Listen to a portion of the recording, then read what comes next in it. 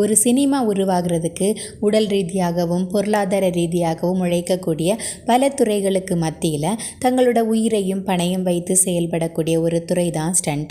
கோலிவுட் உலகம் மட்டுமல்லாமல் உலக அளவில் ஒரு சினிமா உருவாகும் பொழுது அதில் ஸ்டண்ட் கலைஞர்கள் தான் அதிக அளவிலான சேதத்தை எதிர்கொள்கிறாங்க.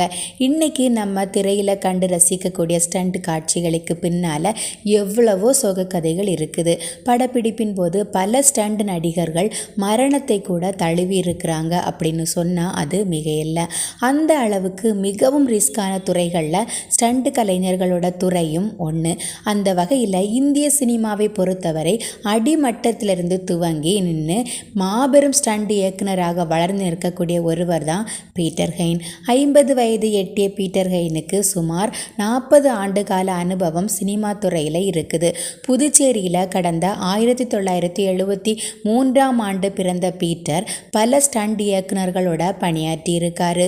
அதுக்கப்புறமா கடந்த 2001ஆம் ஆண்டு தமிழில் வெளியான மின்னலே அப்படிங்கிற படத்தின் மூலமாகத்தான் இவர் ஸ்டண்ட் இயக்குனராக களமிறங்கினார். வருடத்திற்கு 10 முதல் 15 திரைப்படங்கள் வரைக்கும் இவருடைய சண்டை காட்சி அமைப்பில் வெளிவருது. இந்த 2024ஆம் ஆண்டில் மட்டும் இவருடைய ஸ்டண்ட் அமைப்பில் தமிழ் மற்றும் மலையாளம் ஆகிய மொழிகளில் 6 திரைப்படங்கள் வெளியாக உள்ளது. அதில் இந்தியன் 2, ரத்னம் மற்றும் ராயன் உள்ளிட்ட திரைப்படங்களும் அடங்கும். நடிகராகவும் பல திரைப்படங்களில் நடித்து அசத்திய பீட்டர் ஒரு படத்துக்கு ஒரு நாளைக்கு 3 லட்சம் ரூபாய் வரைக்கும் சம்பளமாக வாங்குறாரு. அதிகபட்சமாக ஒரு படத்திற்கு 1.5 முதல் 2 கோடி ரூபாய் வரைக்கும் அவர் சம்பளமாக வாங்கிட்டு இருக்காரு. இருந்தாலுமே அவங்க எடுக்கக்கூடிய துணிச்சலான பல முடிவுகளுக்கு இது ஏற்ற சம்பளமா அப்படின்னு கேட்டால் அது முற்றிலும் கேள்விக்குறியே.